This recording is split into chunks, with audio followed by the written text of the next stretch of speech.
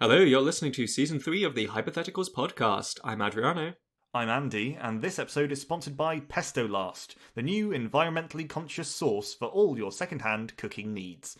We scrape out the remnants of 50 million pesto jars a year and repackage them into one convenient, fungally enriched product.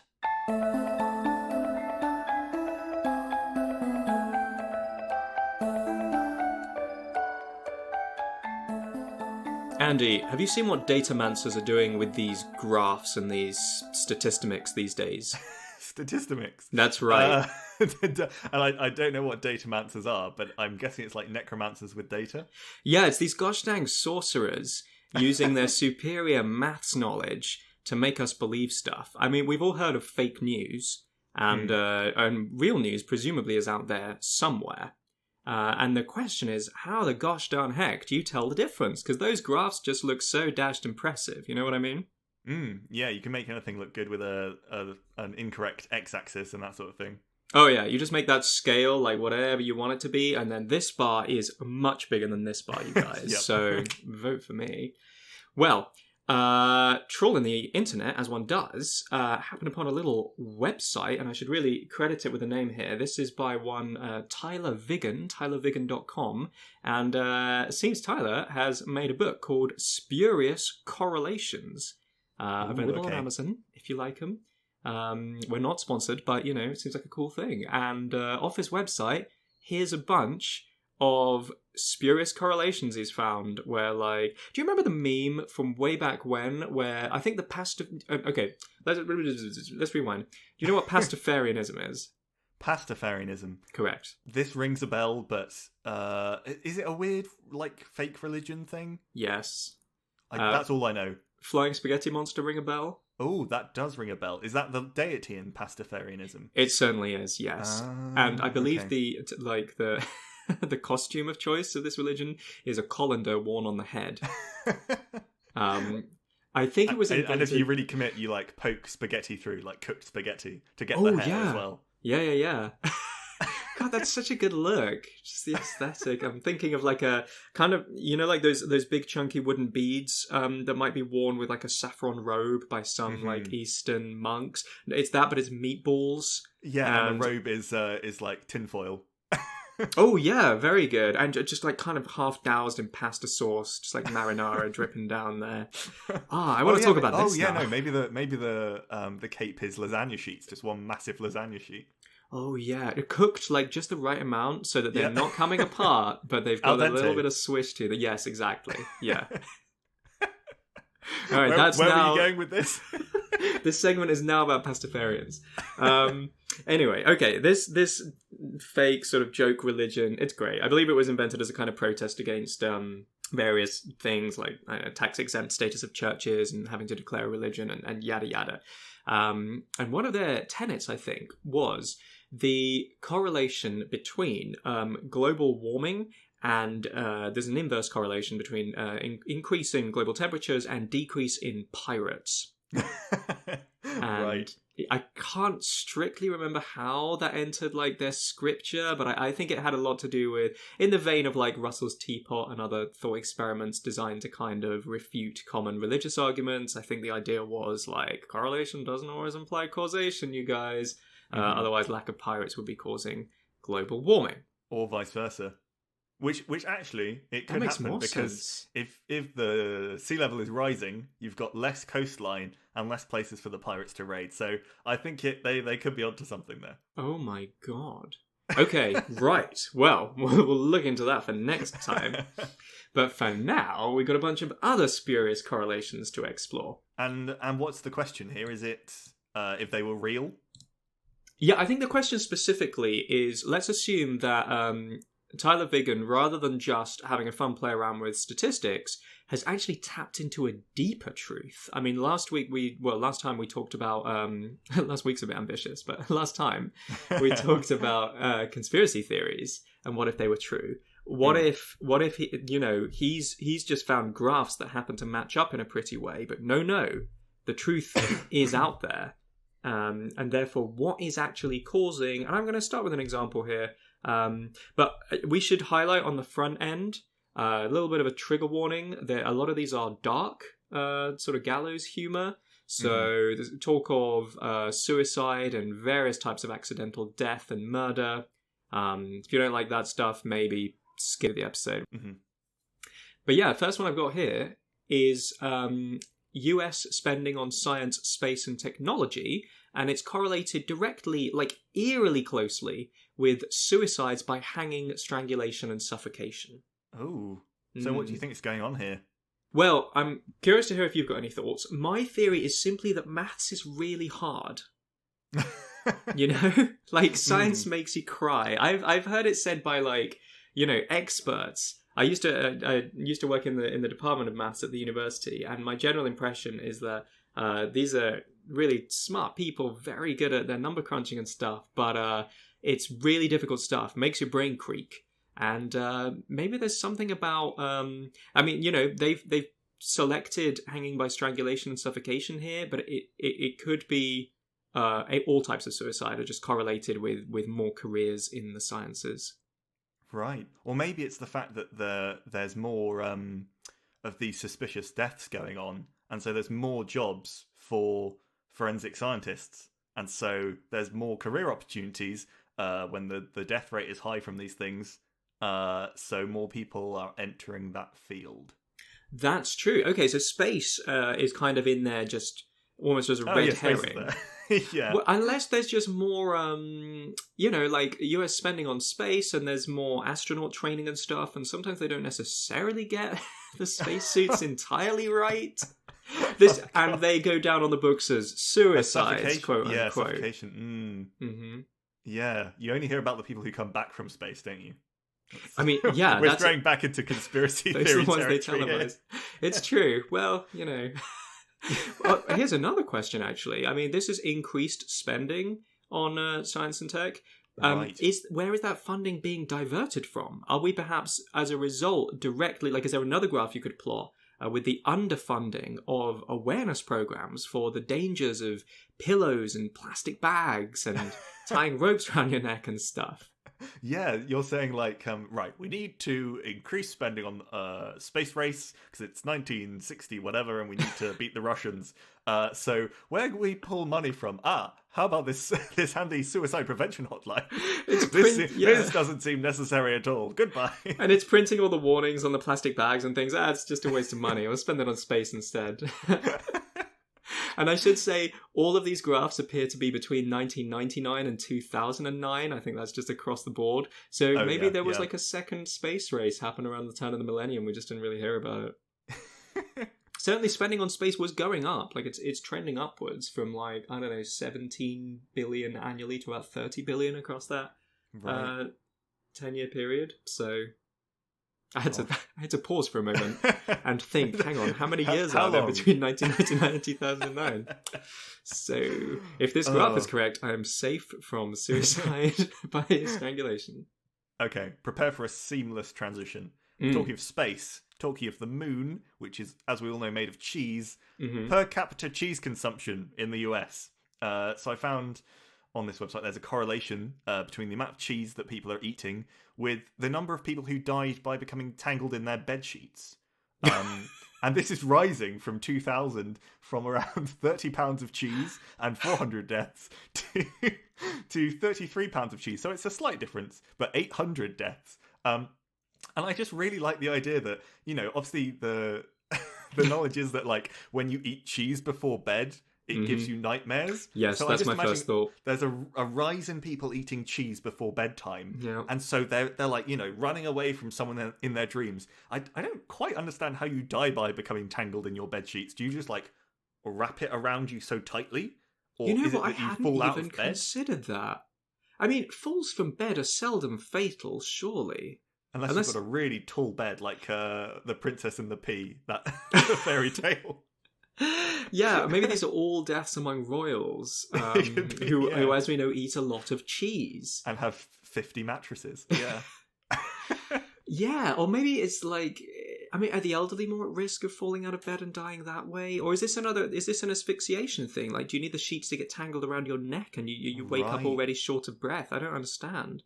Or is it starvation? I mean, is it that the number of people getting tangled in their beds is like roughly constant, but as cheese consumption goes up, it becomes more fatal.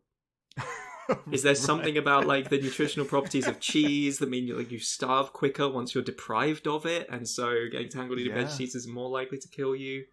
I don't know. Is it that the fact that more people are becoming tangled in their bed sheets and dying is causing more trauma nationwide, and the way that people cope is by eating more cheese? Oh, it could go in that direction. Yeah, you're absolutely right. Yeah. Yeah, that's true. I mean, as a bereaved person, and your partner killed by a bed, like your loved one, that most nourishing, like safe, nurturing of objects. I mean, to what else do you turn but refined lactose products? Yeah, it was then that my cheese addiction really began to spiral. Okay, well, listen, we talked about cheese now. Let me bring the conversation around to margarine. Ooh, okay. So, yeah, I have here, this is a correlation. They're both going down, which is great news. Right. But it's the per capita consumption of margarine versus the divorce rate in Maine. Right. So what was it about margarine that was causing all these people to get divorced? Yeah, exactly. And it's fascinating because, like, looking at the line, it's really cool the way they dip on the same years. Like, 2005 was like a particular dip for both margarine and divorces. A little bit of a climb back up in 2006. Very interesting. Now, Right. I have a theory for why they're so connected. Uh-huh. And that is simply that margarine, like the switch from butter to margarine, it represents the loss of youthful vigor and optimism. What have you got against margarine? I'm just saying, margarine is the paranoid person's butter, right? I say this as a margarine buyer. I'm sorry. I don't mean to. I hope this isn't too contentious. People like margarine, that's great. I buy margarine too. I'm just saying, the way, like, in your youth, adults are always telling you, like, oh, I'm so jealous, you can eat whatever you like and you won't get fat. I can't have a second, piece of cake or whatever, but you're young, you're just going to burn it off, go out, run around and play. Yeah. I can't eat a second block of butter. Yeah, exactly. I have to eat a tub of margarine instead. Exactly, yeah, grandma with her spoon and a tub of margarine, just, and I'm out there with a butter stick in each hand, and she's envious. I'm just saying, people switch to margarine often if they're doing it, because people grow up on either on the butter standard or the margarine standard. But if you choose to make the switch, it's probably health motivated, right? You're like, oh, this butter, a lot of saturated fat and stuff. And so that, starting to make those decisions, like, because as a kid, you're like, these grown-ups and all their rules. When I grow up, I'm going to have sweets for breakfast every day, and then you have to start making these decisions, like, actually, I tried cake for dinner and I'm going to not do that, actually. Yeah, I'm kind of still hungry and that didn't really satisfy me at all. I feel kind of sick now and maybe mum and dad were onto something. Exactly. To the margarine! Well, the margarine, I think, is a less obvious one. You try cake for dinner first, like in your teens or like at uni. But like the butter margarine one, I reckon that sneaks in after you're already married and you start making compromises, basically. You're like, we're gaining weight and, now we got to start thinking about, we got more bills, we got more things to worry about, now we got to watch our diet as well, and you switch to margarine, and it's not cause of the margarine, but it's all part of the same kind of influx of stress and responsibility. And, as we accept the compromise that is this insipid, artificial, and frankly suburban hydrogenated fat product, so too do we realise how stale and lifeless our lives and our marriages have become. Maybe butter is the sort of grease that keeps the wheels of marriage in motion for these people. Yeah, you heard it here first, folks. The wheels have gone all rusty because we've been using margarine instead, and it's just not the same. It doesn't have the same lubricant effect, I'm sorry. You see, I was thinking, was it in Maine, did you say, the marriage rate? Yes. I was thinking, was there at one point a giant margarine factory in Maine, and it was secretly known amongst those that worked there as just an absolute, orgies every day. Oh, just a free for all, free love. Everyone was, having affairs all over the place within that pit of sin. That's so much more cheerful. With the decline of the margarine industry, the factories had to lay off people, and so more people are staying with their partners because there's not this opportunity always out there at work. But also the divorce rate would fall anyway because like society would, you introduce the slutty margarine factory, and there's a big dent suddenly gets put in local marriages as people discover that they want a more open situation. But then after a while, everyone who's going to get divorced will have gotten divorced more or less, and so the rate goes down regardless. Even if the factory is still in operation, we can hope that these people still have their jobs. Oh, and that's why the margarine production is going down, because they're too busy. Everyone polyamory relationships. Presumably it's one big happy family. I like to hope so. So they don't have time to work anymore. Well, it's just the drama, like they just like workplace romance is correlated with reduced productivity. I'm pretty sure. Like I've seen The Office, and that's the vibe I get. So yeah, that's the statistically accurate representation. Oh, definitely. In any case, I'm happier with this interpretation than my original one, which was going to be that is Maine. I don't know much about the U.S. states besides like California. Is Maine possibly a dairy farming state? Because if so, then like the switch to margarine is going to be all the more painful, realizing how far you've fallen from your roots. Growing up on the cow farm, and so you get stressed, you get divorced. Yeah, I think Maine's in the northeast, right on the northeast. I think it's known for fishing mostly, but I guess inland Maine, maybe there's more dairy farms. Or fish butter. I mean, I don't know. Well, I'm going to do a non sequitur here. Sequitur? Anyway. Number of people who drowned while in a swimming pool is correlated eerily with power generated by US nuclear power plants. So it's an upward trend on both of them since 1999. And yeah, but I just like the idea that the way it works is that the more people who drown while in a swimming pool, the more power is generated. So you've got this secretive cabal of nuclear power plant scientists like, how do we get more people to drown in swimming pools so that we can increase our profits? Like, we need to really hamper those buoyancy aid safety standards. We need to really decrease them. We need to have more people using those dangerous like pool cleaning devices which can like make you get trapped on the bottom of the pool. We need to promote swimming in dangerous icy conditions. You want soluble pool noodles? They're not going to keep you up. We need to increase a trend for like the longer, baggier shorts, which are more likely to drag you down. Is that a problem? My goodness. I don't know. I'm guessing if you have difficulty swimming, it's better to wear Speedo, like tighty Speedos than big baggy ones. But I don't know. You probably, unless you do that thing where like you jump in wearing the shorts and they like inflate with air. Get all puffy. Oh yeah, but then there's a scientist underwater just popping it with a needle.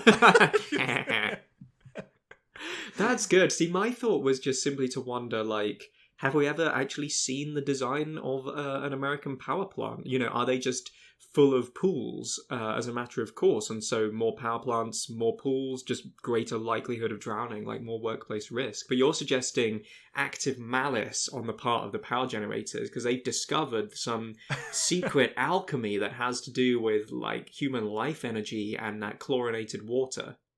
Yeah.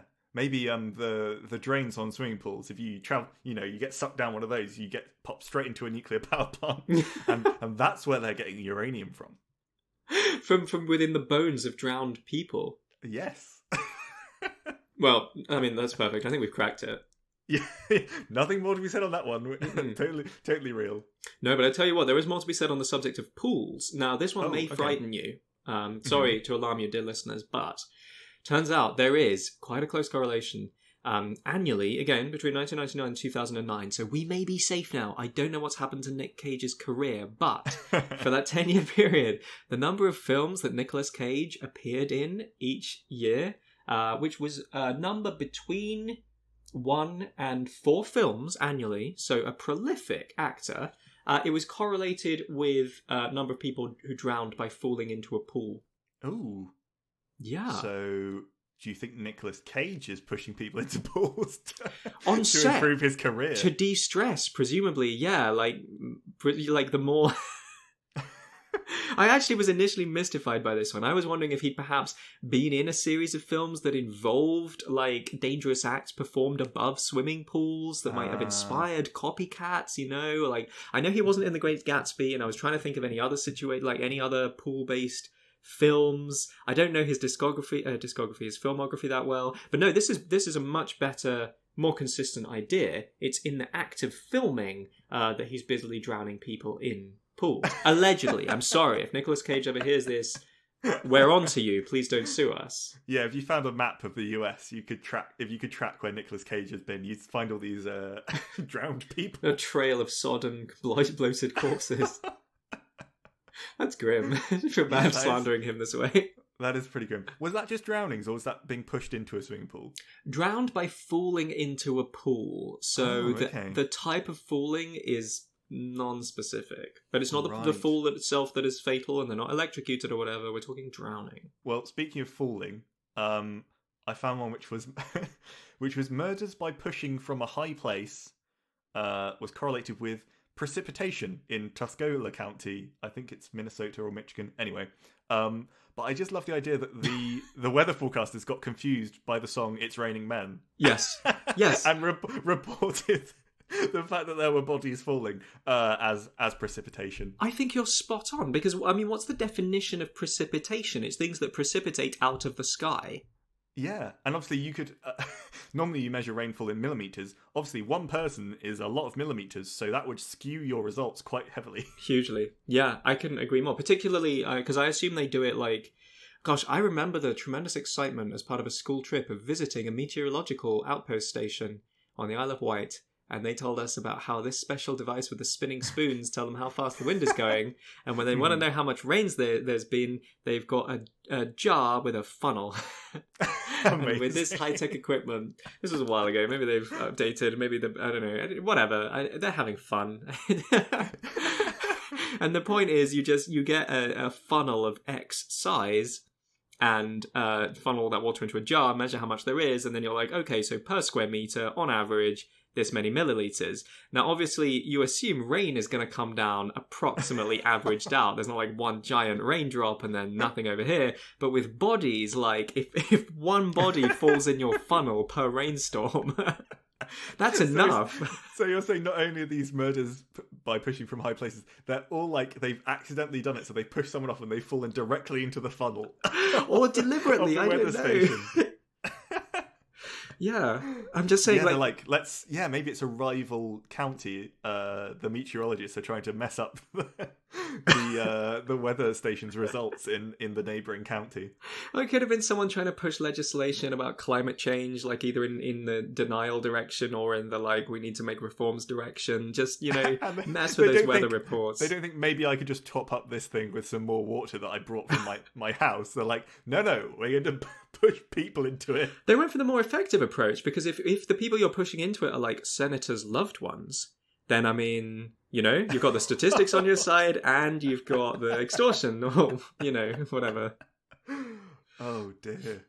Anyway, no. Let's move on from that one.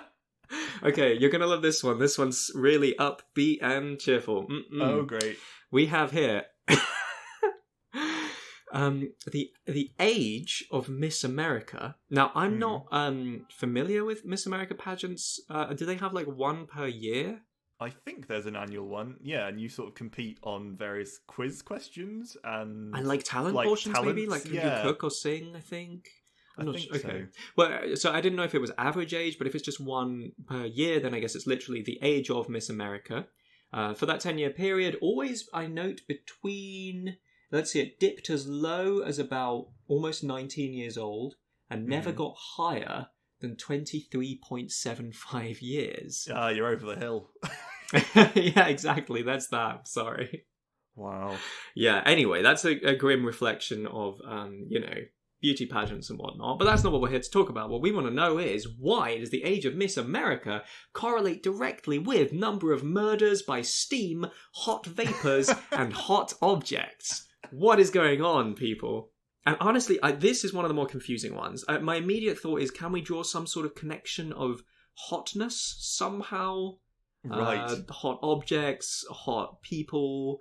I don't know. I do want to add that it is a very small sample size of murders. I guess there aren't that many murders by Steam annually. Like, it's literally... Yeah, how do you murder someone by Steam? Right? This is between 2 and 8 murders. And if that's across the whole of the US, then that's not a high number. So it is feasible to consider that they might all be Miss America pageant contestants.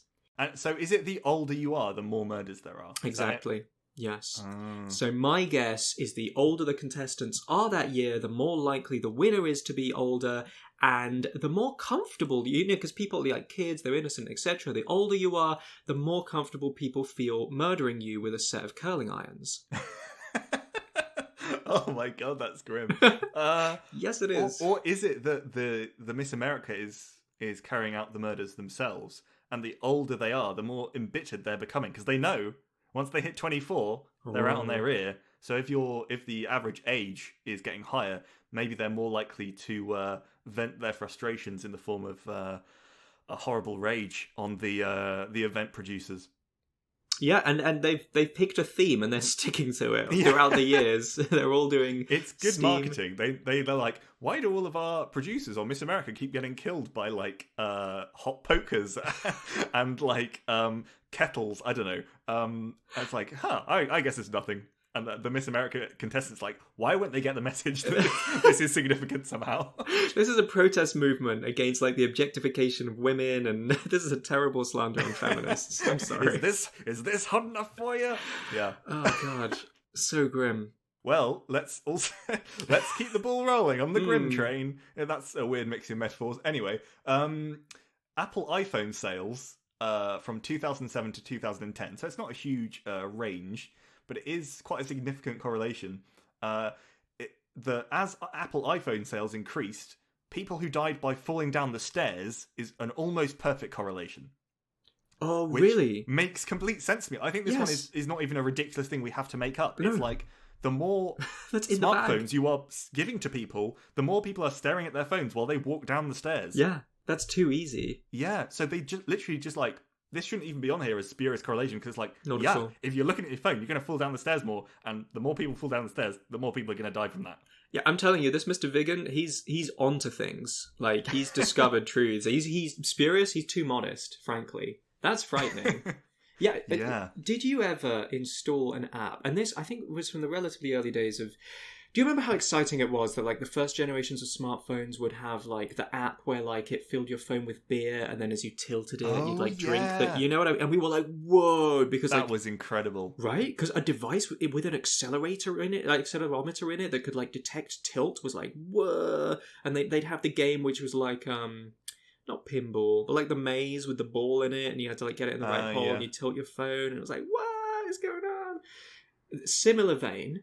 There were apps that would engage your camera and turn your phone wallpaper into whatever your camera's looking at to make your phone functionally transparent except for like your icons and widgets. Totally useless. Uses your camera the whole time. Absolute battery drain. Drains your battery, yeah. Yeah, and only works on your home screen. But I did install it for a little while because I was like, whoa, man, that's so cool. It's like my phone's translucent. What? I'm just saying, if these people had had that, they would have been marginally less likely to die. Yeah, if you could somehow engage that to just activate on stairs. There was like an invisible beam where it connected with your phone. It's like, transparent mode. Yeah, what we need is whatever Roombas are using to not fall down the stairs. We need your phone to somehow be stairs aware, which is trickier, I appreciate, because it's not on ground level. But smartphones are pretty smart these days. Like, if they can measure your pulse, they need to, engage safety mode when you're... Yeah. But I'm just thinking, like, you know, if it, like, beeped at you, that might distract you and then you fall down the stairs. Because, like, my car has a thing where it's like, if it thinks you're going to hit a car, it will, like, flash this red light and have this really alarming beep, like, very quickly. And so sometimes it activates when you're just driving, you know, round, like, a little slalom almost in the road, like a little sharp bend. Oh, no. And there's a car parked. Yeah. So you're like, I'll just steer around this. And then suddenly it's, like, flashing at you and, like, beeping. And you're like, oh, my God, what's happening? No. And it feels like it's less safe than if it just did nothing. Yeah, I know from freaking out my fiancée as she drives. that yelling, look out, is like not helpful. So I feel like they could have done a better job there. Yeah. I don't know what they were thinking, to be honest. Have you got a positive one, or are we just keeping this ball rolling? You know what? Let's turn it around for a minute. I do have a positive one. Total revenue generated by arcades correlates eerily well with computer science doctorates awarded in the US. Oh, that makes sense, right? It really does. Like, comp sci majors are absolutely motivated by arcade games. The more Tetris you play, the more likely you are to succeed in the field. Like, that's cut and dried, if you ask me. And the more comp sci graduates you have, the more people are interested in video games. I guess that just, that makes sense, right? Yeah, exactly. They're like, the better the quality of the game output, the more money your arcades are making. This is, it's perfect. I think this is where correlations get quite difficult. It's because, like, you can be like, we're looking at this going, this one's clearly ridiculous and this one clearly makes sense. Like, therefore the one that makes sense must be, or like, could well be causative. Like, oh yeah, more comp sci majors, more people playing video games. But then there's this like sliding scale of like what people think makes sense in terms of correlations. Oh yeah. So you start just going like, that's how conspiracy, like anti-vax people are like, look at this makes total sense, and other people are like, no. No. I think you're right. Anyway. The only solution is to cut graphs out of our diets entirely. Like processed foods. They're just not good for us. We won't evolve to deal with them. Our metabolism can't take it. They have all these weird, adverse effects. We just need to stop. Unless your graph has a p-value, which signifies the significance of the result, and unless that p-value is less than 0.05, that graph just gets like deleted from your memory. That would be a useful app, actually. Yeah, for, our inevitable bionic implants. Actually, I crave the day. Sorry, I'm thinking about bionic implants now, and I'm thinking, the way there's been all this increasing pressure for platforms like Facebook and social media generally to kind of do something about all the misinformation and the hate. There's like a weird blurry line between hate speech and, which is easy enough. Like if someone's like, kill all of this race, then you're like, okay, off of Twitter you go. But if someone's just like, I'm just spreading the truth, man. Look at all these articles that say that, and then it's like, okay, you should fact check. And there's pressure on the platform themselves to kind of police this, and now there's like some AI fact checking going on and stuff. I want it just straight in the cranium. I want someone to be like, hey, did you hear that like sharks are 18 times more likely to attack you if you have a diet high in peanut butter? And I just want like a siren to go off in my head, and I want my fist to just reach out automatically and bop them one. Yeah. Or it's like the person who's saying that, as soon as they say it, they just get this blinding pain in their head and they just fall down. No! It's like, well, I guess he was lying. Anyway. That's really good. Yeah, just like mandatory fact-checking software. Yeah, I see no problems with this. There's no ethical problems with that. But I mean, that sounds like a terrifying way. Maybe we should do a thing on how would you enforce your dystopian future. But that would be a good way, just like, Pavlovian punishments. Yeah, you'd only have to administer a certain number of blinding headaches, electric shocks, whatever, before people started thinking twice before they spread misinformation. Yeah, double think. Oh, so many levels. Oh. Okay, I'm going to move on. Back to deaths. Woohoo! Nice. Okay. So this is deaths caused by lightning compared to per capita consumption of beef in the United States. And this one is as deaths caused by lightning are weirdly decreasing from the period 2000 to 2009. Oh. So too is the consumption of beef per person. Nice. And I don't know whether this is simply the fact that farmers stand out in fields with their cows. Like, if you're like moving your cows from one place to another, you are more likely to be hit by lightning for the fact that you are standing in a field. If you're rustling them or, herding them, whatever it is one does with them. Rawhide. The more people who are stealing cows from fields and eating them there and then in the field, the more deaths from lightning you are going to get. It's all cow poachers. That's what's not on the graph, but it is. Yeah, or is it that somehow the more beef we eat, it builds up the charge in the air? Or the better a conductor you become, maybe. Like it's full of iron, copper, maybe. True. I don't know. Because, obviously people eat steak rare quite often, which means there's a lot of blood left in it uncooked. So if you're eating a lot of blood, there's a lot of iron in blood. I wouldn't be surprised. You become more magnetic. Yeah, you summon that lightning right down to you. In fact, I think it might be a combination of all of these effects. None of them by themselves sufficient to explain the correlation, but once you total up that one, cow rustlers much more likely to get electrocuted by lightning. 2, the more beef you eat, like you're just turning into like an iron rod essentially. And 3, cows themselves are nature's lightning rods. Like the more of them you've consumed, the less of them there are in the field soaking up the lightning. So now it's going to hit us instead. But maybe the deaths caused by lightning, it doesn't specify. They could be cow deaths. Oh, well, there it is. Maybe we're relying on lightning to kill the cow. Like, how do we kill a cow? I don't know. Oh, but luckily this lightning has done it for us, so we might as well dig in now. Oh my god, imagine how many cows get struck annually for McDonald's to be a viable thing. Poor things. They've got like cloud seeding or something, trying to trigger a thunderstorm. It's the only way we can think of. They're indestructible. I don't know what it is. It's only lightning that can kill them. The only way to get at that sweet, sweet beef is to provoke Mother Nature into venting her wrath on these bovines. Oh. Yeah. And maybe the last explanation for this is it's not on this graph, but it's the decrease in popularity of rooftop skyscraper steak restaurants. Over time, yeah. Now, are you more likely to get struck by lightning I guess just the taller the building, more likely it is to get struck. But I mean, literally on the rooftop, that you're just on, exposed to the elements. Right, you hold your burger flipping spatula aloft, ready for the next swipe, or you raise your fork in triumph as you see the waiter coming over with your steak, and zam, that's it. Yeah, maybe. I don't know. Maybe that's the way that you signal the waiter, is you raise your knife, and it's like, oh, we lost another one. Every table is equipped with just a long metal rod that you raise when you want the waiter's attention. And the flash of light is actually what gets their attention as often as not. So, I mean, you're a goner, but everyone else on your table, they're getting that top up of, whatever it is they wanted. More fries, please.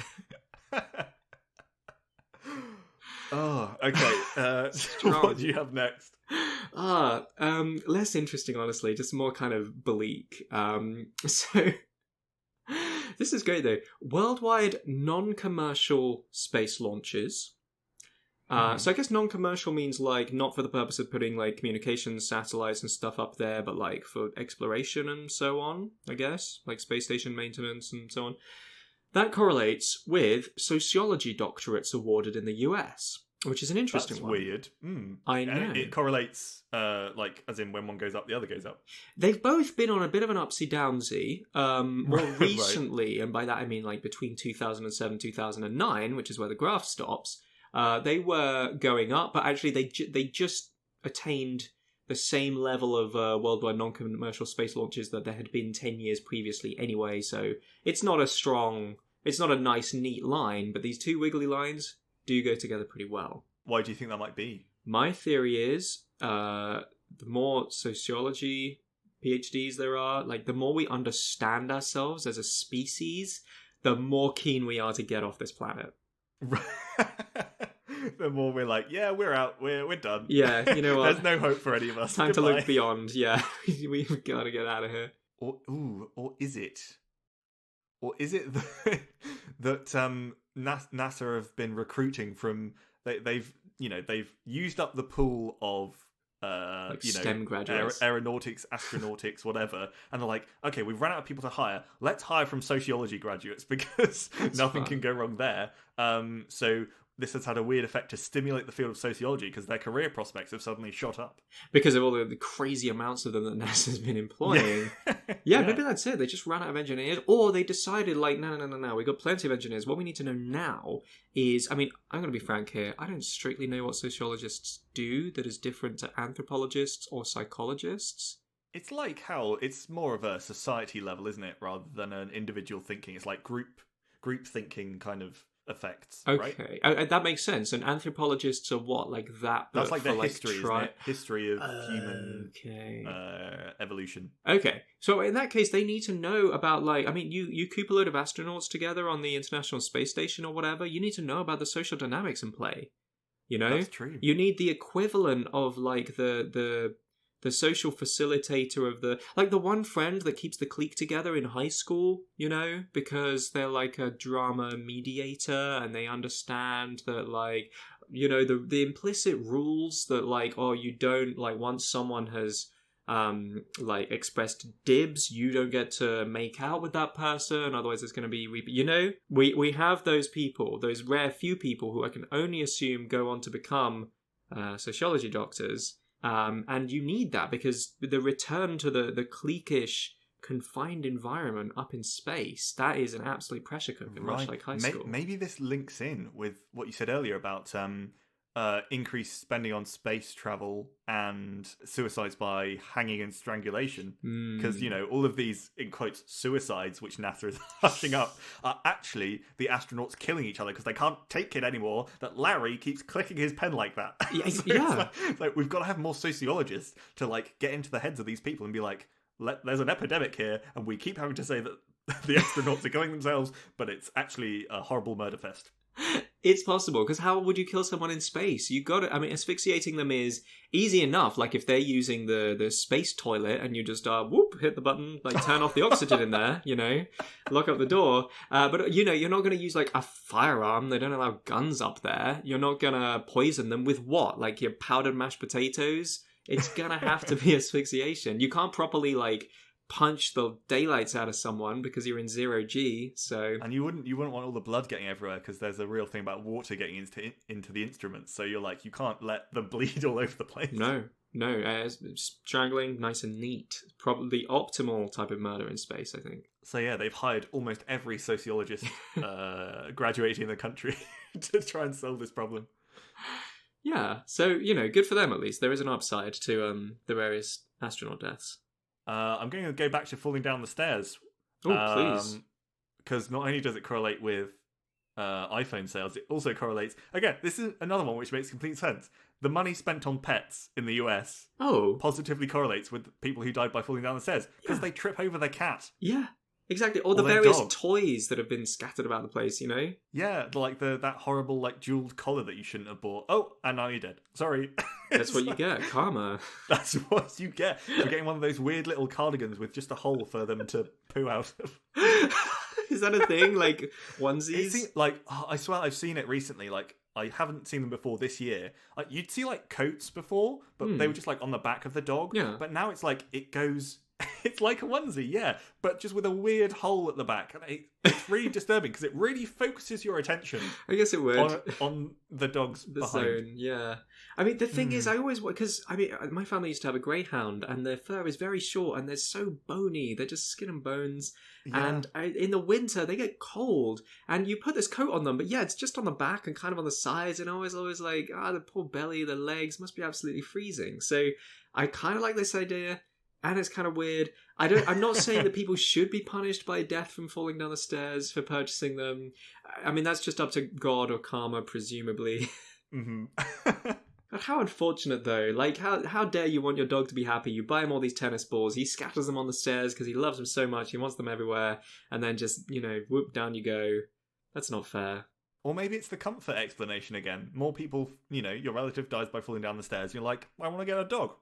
Oh, yeah. And I mean, you know, like, you're not spending that money anymore on Christmas presents and stuff to this dead loved one, so you're spending it on your pets instead. I don't know. Yeah. Okay, listen, let's talk about cheese. Okay, I have a question for Tyler. Why are so many of your statistics about death? Yeah, it's true. Could we not have had some jollier statistics? Somehow I didn't realise skimming through them, but now that we come to talk about them... Okay, let's go a little bit more upbeat for a moment. It's another cheese one. And this is another correlation between... And I think he must have just scoured the university records. This is civil engineering doctorates awarded versus per capita consumption of mozzarella cheese specifically. I'm guessing this is in the US. If it's in Italy, that's a bit different because they'll have mozzarella like as a starter by itself or like as a major component in a salad. But I personally can only put this one down, if it's in America, to pizza because that's the major mozzarella vector, isn't it? Mm-hmm. And I mean, I personally went to uni with a few engineers who made pizza a major part of their diet.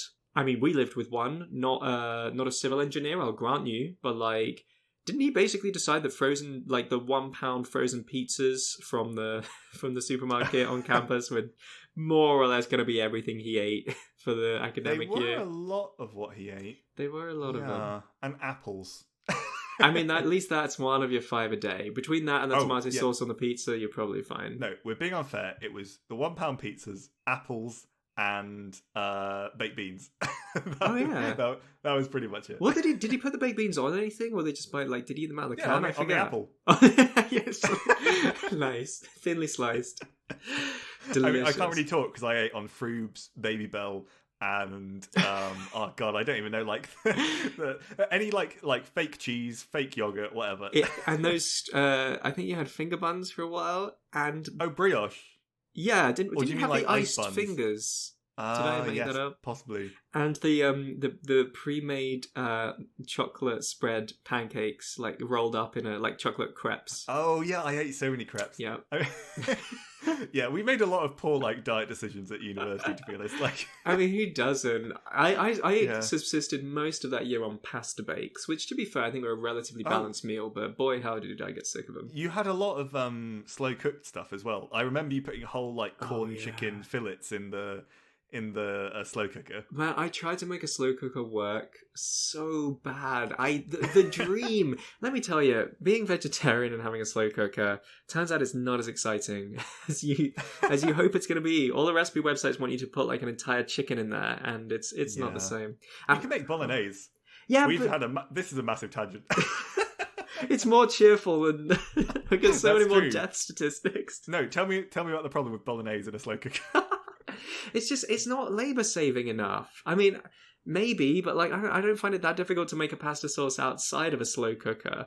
Whereas what they're selling is you can put all the stuff in the morning and then come home from work, you got a piping hot meal, and I'm yeah, but you've only got the sauce, you're still gonna make the pasta, and I don't know, it wasn't good enough somehow. I wanted it to take more work out of it. I wanted to be able to make a burrito mix or something and then just put it in a wrap and eat it, and it just I made myself sick trying to do that. It wasn't great.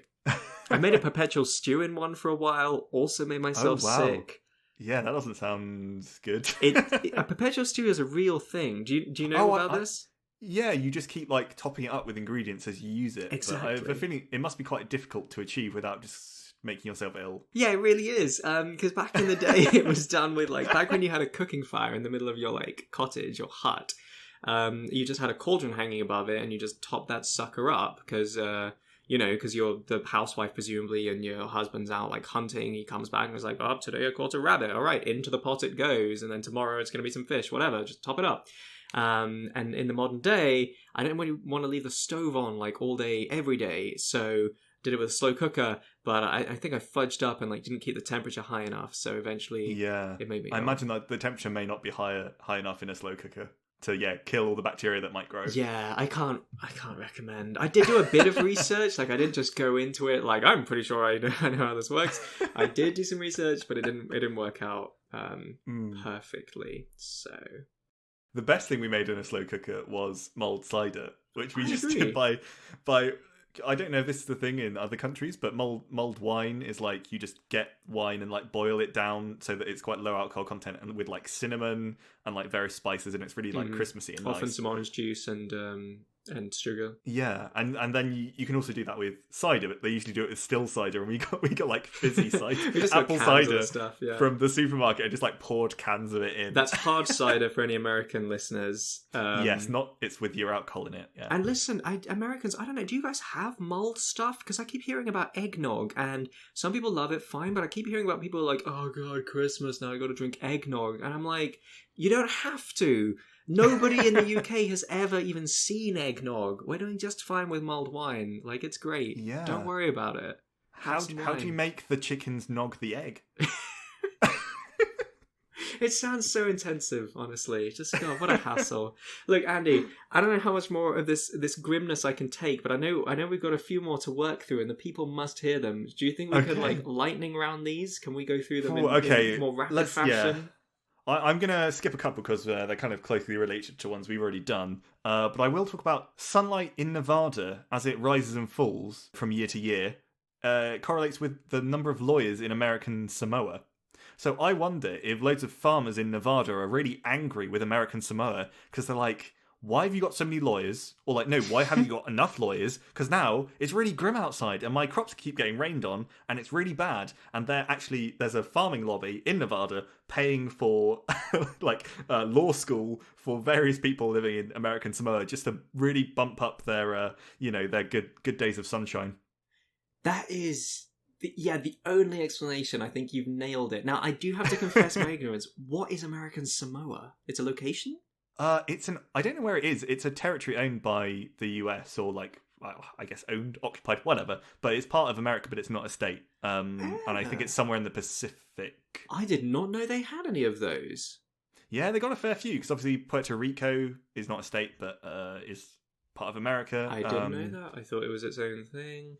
Wild. The way countries own each other always blows my mind. Typically, you can trace it back to some kind of empire. Seeing as the US never had one of those, I didn't really know what's going on there. But okay, I'm now interested in the history of American Samoa.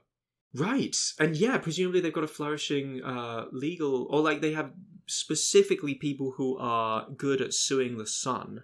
That's where you get them from. That's where the experts are.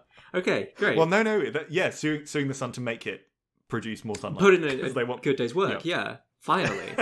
Okay, well, listen, talking about weird stuff that happens in America, here I have a correlation between people who drowned after falling out of a fishing boat specifically correlates reasonably well with the marriage rate in Kentucky, both declining, I have to say. So maybe it's do you think it's unhappy partners going off fishing because they don't want to spend time with their wife? Oh, see, that's smart. I was just assuming it was part of the marriage ceremony they have in Kentucky. They have a lot of fishing boat weddings, and so the more of those there are, ipso facto, the more likely someone's gonna, get wasted and fall off there's the side. These vast flotillas of boats out on a lake, and it's just more alcohol for everyone. I don't know. Is Kentucky a state with lakes? I don't know. It might be.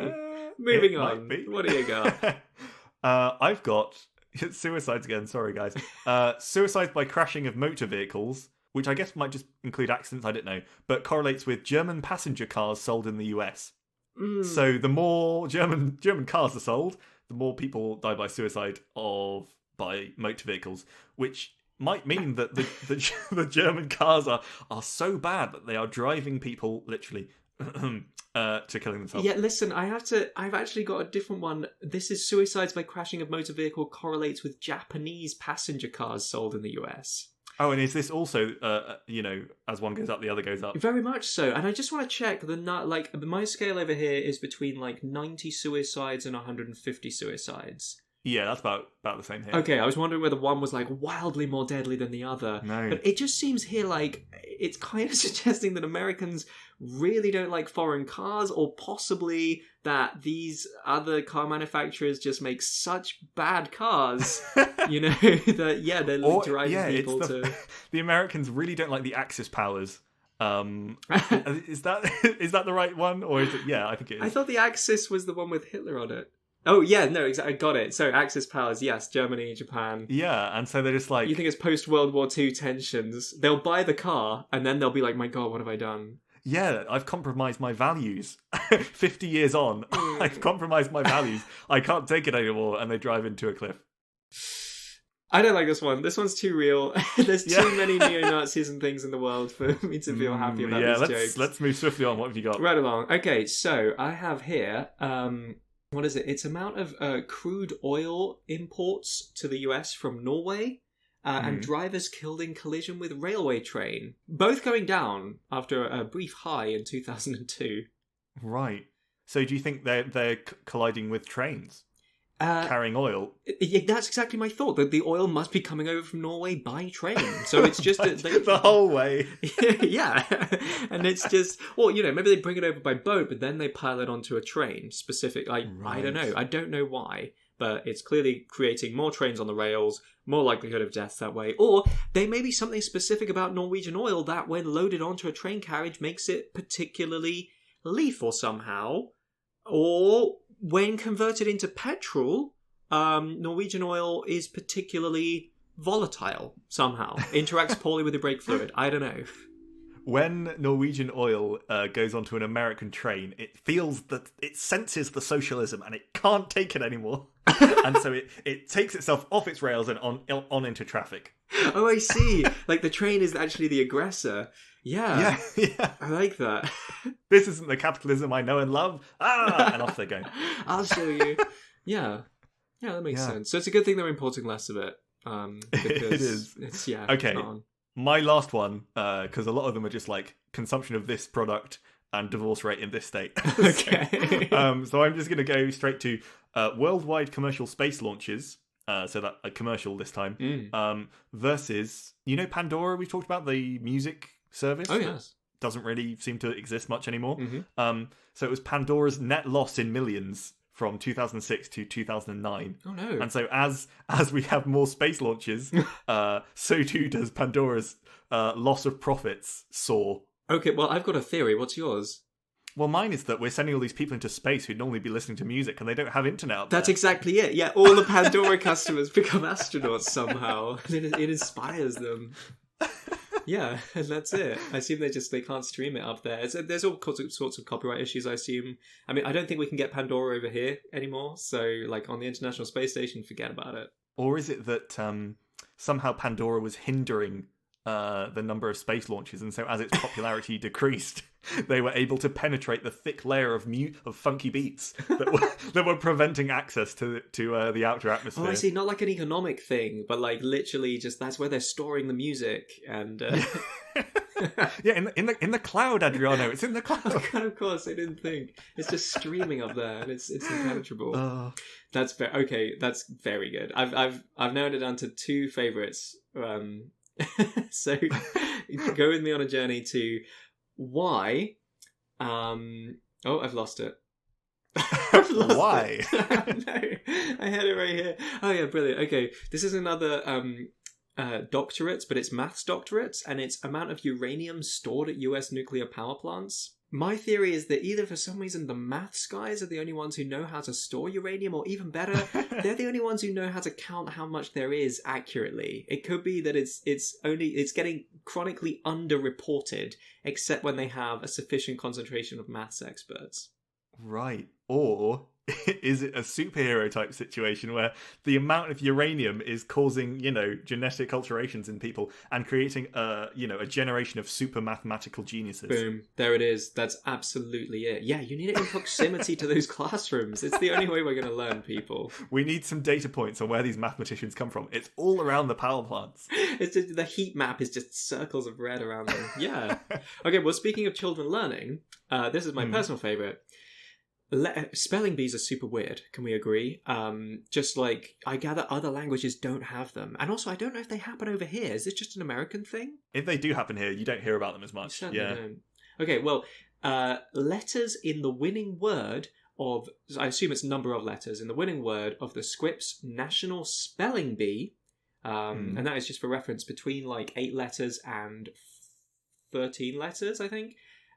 It correlates with number of people killed by venomous spiders. What is your explanation for this? What I want to know is, never having been to a spelling bee and never having seen one televised outside of fiction, are they holding these spelling bees in a particularly dangerous area? I've never understood why they're called bees, but I assume that the venue is just crawling with creepy critters of all kinds, and the longer the words, the more time it takes to spell them, the longer the game has to go on, and just the greater the exposure, the more likelihood there is that one of the many, many bites that you get, as a matter of course, will turn out to be from a venomous spider. It's like an I'm a Celebrity, Get Me Out of Here trial where, for people who don't know, this is where you're basically like, you have to stand in a tank and people like pour various insects on you and you have to stay in for as long as possible. But it's like that, but you just have to spell as well. And it's all like 13-year-old kids. I mean, that'd be more interesting, wouldn't it? More interesting than just spelling words for money. I don't know. I find it really, really strange that is like a internationally known competitive sport. Anyway. Yeah. You never hear about the spelling spiders, do you?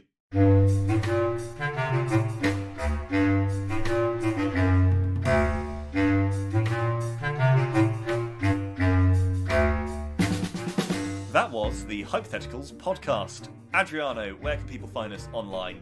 We're all over the place, Andy. Oh, we're everywhere. That's right. We're on Instagram, Facebook, Twitter. Just search for Hypotheticals. That is Hypotheticals, the weird way we spell it, but without the R. Yes, and if you would like to leave us a rating on podcast app of your choice, be that Acast, Google Podcasts, Apple Podcasts, whatever they may be, may take some digging, but if you could leave us a 5-star rating, it would mean that we would get more than at least 5 listeners. We would love you so much, and please, why not tell a friend who might enjoy listening to our dulcet tones. And we will see you next time.